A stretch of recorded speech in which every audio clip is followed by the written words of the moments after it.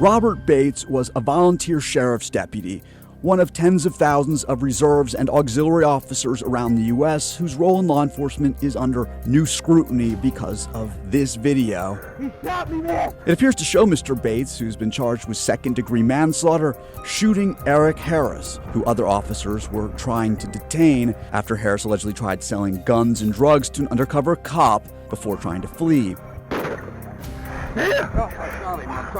A police official says Mr. Bates thought he was firing a stun gun, and Mr. Bates' attorney says the incident was an accident.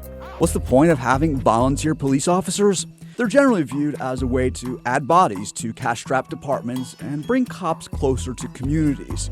Who are these volunteer officers? Most, about 92%, are male, 89% are white, and 78% are married. Age-wise, 46% are between 35 and 54 years old, and about 15% are 65 or older. Mr. Bates was 73 years old. What authority do reserve cops have?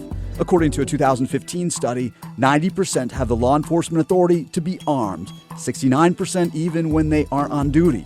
78% can arrest people, 45% even while off duty. Experts said that it was unusual that such an elderly volunteer was involved in a dangerous undercover operation, but it's not unusual for volunteers to be involved in real police work, such as making arrests. What qualifications did Mr. Bates have? He got his law enforcement certificate in 1964 when he went through the academy to become a police officer. He was current on his firearms qualifications. Experts say it's unusual that an elderly volunteer would be involved in a dangerous undercover sting. What do critics want to see change? Because reserve officers volunteer an average of just fewer than 10 hours per week, they don't get anywhere near the amount of training a regular full-time police officer receives. So some critics want to see continuing education requirements be instituted and more rigorous requalification standards. Others say they should be assigned to police functions that don't require them to carry a weapon. That's the short answer.